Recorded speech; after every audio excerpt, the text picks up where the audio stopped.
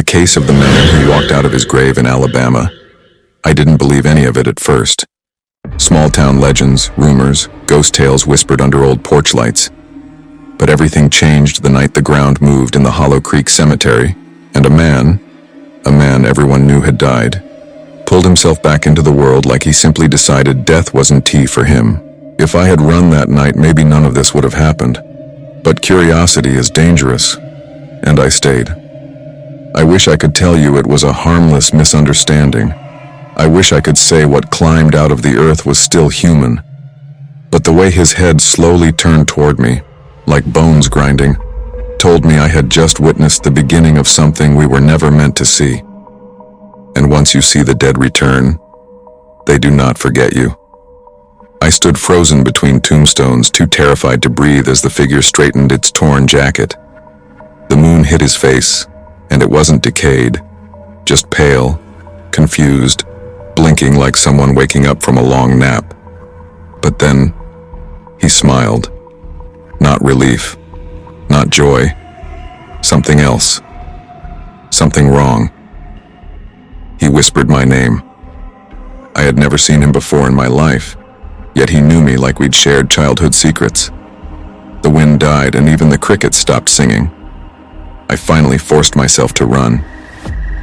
But footsteps followed, slow, steady, patient, like he knew he had all the time in the world to catch me.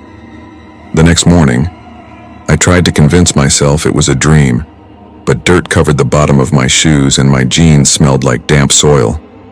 Before I could think, I was driving back to the cemetery, desperate to see the ground untouched so I could pretend none of it happened. But the grave wasn't there anymore. Fresh earth smoothed perfectly, too perfectly, like it had never been disturbed. No hole, no footprints, no sign of a coffin, just a name carved in stone that made my chest tighten. Elias Mercer, died 1932. I searched the town archives, hoping for answers, but every page made my skin crawl.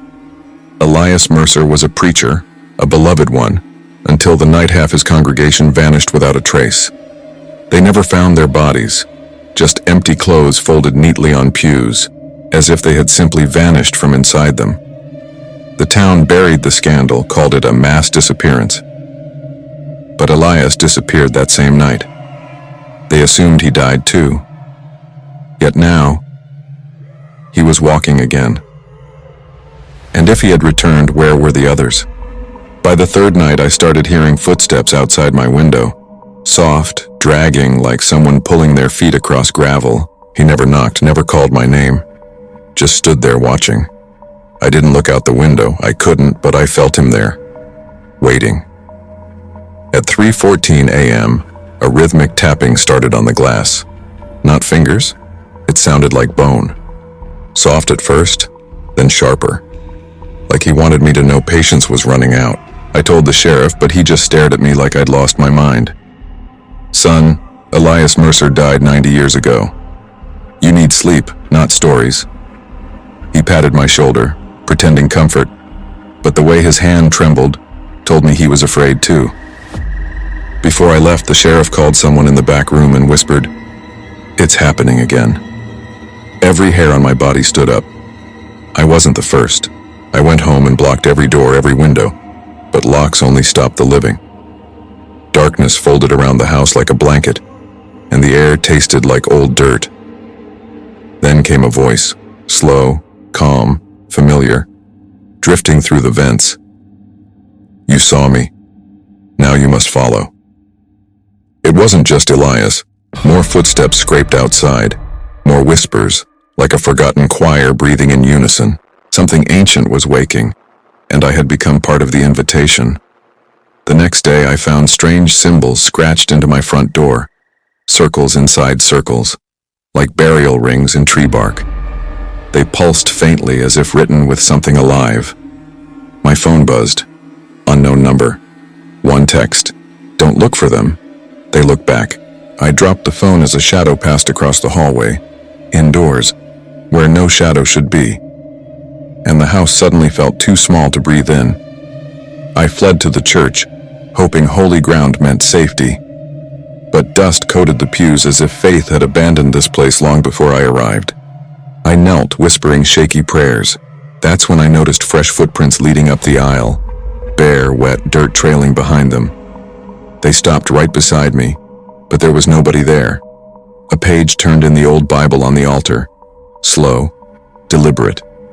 My heart hammered as I read, "And the dead shall rise, and they shall walk among you, and none shall hide from their return." The letters began to rearrange, curling into new words that twisted my stomach. "He is coming for you." Somewhere behind me, a pew creaked under invisible weight. I didn't turn. I just ran. I drove toward the edge of town, but the roads looped back on themselves. Hollow Creek wasn't letting me leave. Every sign pointed toward the cemetery, like the place itself wanted my return. The world outside blurred, bending like melted wax. When I finally stopped, gasping, my headlights illuminated the cemetery gate. I never drove there. The town brought me back by force. The graves were quiet, still, peaceful, too peaceful. Then I noticed them. Dozens of headstones freshly carved, dirt unsettled, soil cracking as if breathing. Empty clothes lay neatly folded atop some graves, shirts, dresses, hats, untouched by time, waiting for their owners. And the ground started to move again. Shapes rose beneath the surface. Not bodies pushing upward, shadows sliding out like liquid darkness escaping a bottle. They moved without sound, without weight, drifting toward me like smoke across tombstones. Their faces were human, but their eyes were hollow, searching for someone, searching for me. I turned to run, but Elias stood behind me, clean now, dressed like a preacher again, hands clasped as if in prayer. "Witness," he whispered. "You were chosen to see death undone." His eyes glowed faintly, not with light, but with hunger. "When the first man rises, the rest will follow." Behind him, shadowy figures gathered, waiting for his command. "How do I stop this?" I choked out, voice barely sound. Elias tilted his head, amused by my desperation. "You don't stop what was promised. You open the way." His hand lifted, palm cold as stone against my forehead. Suddenly I saw flashes, pews filled with silent bodies, clothes folding themselves, a darkness swallowing breath and thought, and a town waking into death. I woke in my own bed, sweating, trembling. Morning sunlight spilled across the room.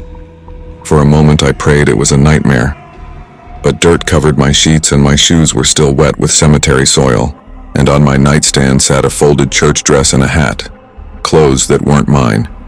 Whispers echoed through the house, faint, pleading. "Join us." My walls flickered like candlelight, shadows stretching into long fingers. Every clock in the house stopped at the exact same time, 02:17 a.m., the hour Elias rose. Somewhere outside, something dragged itself across gravel again. At the police station, every desk was empty. Phones rang unanswered. Jackets hung neatly on chairs, sleeves folded like arms once inside them had simply vanished. I called out, no reply. Just the distant creak of a door and soft breathing I couldn't see. On a desk lay a single note, "Do not run. He finds the runaway first." The town felt hollow. Houses open, lights on, meals untouched. Life paused in the middle of living, like the whole place had inhaled and never exhaled. I shouted names, banged doors, begged for any answer. Silence greeted me like a well-practiced funeral hymn. Then, far off, the church bell rang once, a deep, shaking sound, though no one had touched it in years. My phone buzzed. He is almost home. Do not let him knock.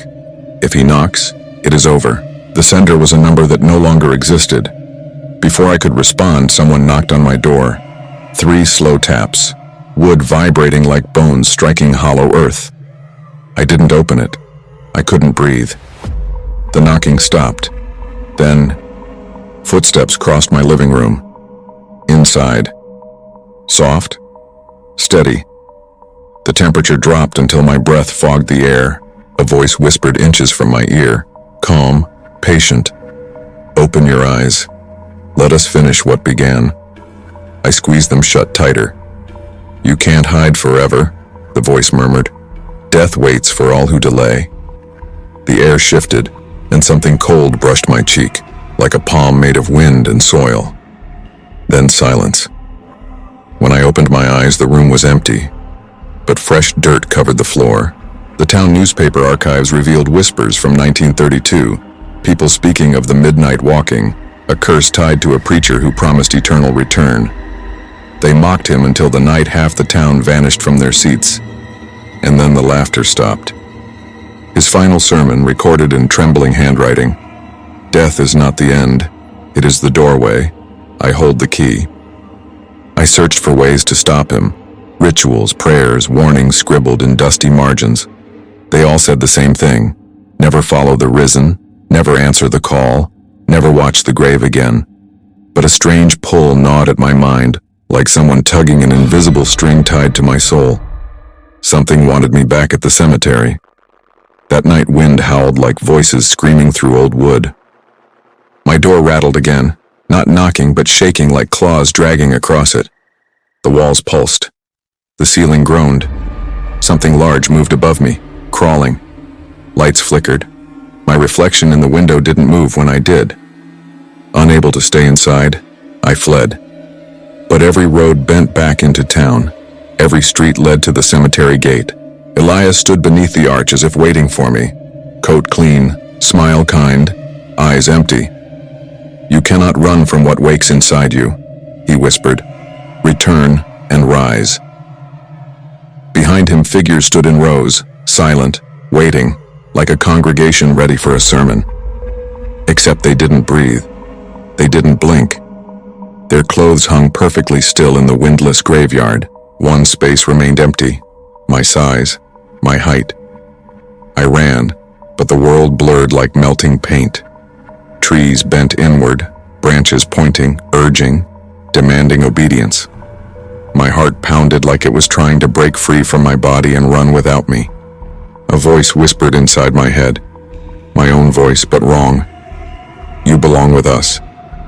I stumbled, collapsing beside a grave. My grave. The headstone bore my name, and the date was today. Elias knelt beside me, gentle as a pastor comforting a frightened child. "There is no life after knowing death's return," he murmured. "You witnessed, and witnesses must walk too." Cold fingers, dozens of them, brushed my skin. Shadows leaned over me, stretching like hunger. "Let me go," I whispered. Elias smiled softly, almost sad. "You already left." The ground beneath me loosened, soil breathing, shifting. My body sank inches into the earth as the wind stopped and the world fell quiet. I wasn't dying. I was crossing over. Darkness swallowed my sight, but I could still hear the town. The church bell tolling, voices chanting ancient vows, clothes folding on abandoned bodies. Hollow Creek was returning to its preacher, and I had become part of the congregation beneath the soil. Then, a distant sound. Digging. A hand grabbed mine from above. Warm. Living. A voice screamed my name, desperate, terrified. Someone came for me. Someone alive. For a flicker of a moment, hope sparked in my chest like a match in a storm. But Elias's voice rose from the dark around me. "Too late. He walks with us now. If you're hearing this, the dead are waking, and they are not done with us. Don't ignore strange knocks. Don't follow voices at night. And whatever you do, never visit Hollow Creek Cemetery after midnight, because some graves open, and they don't close again." If you want part 2, drop a comment saying, "Continue the story." Like, share, and subscribe for more chilling tales, and remember, some stories don't just end, they come looking for you.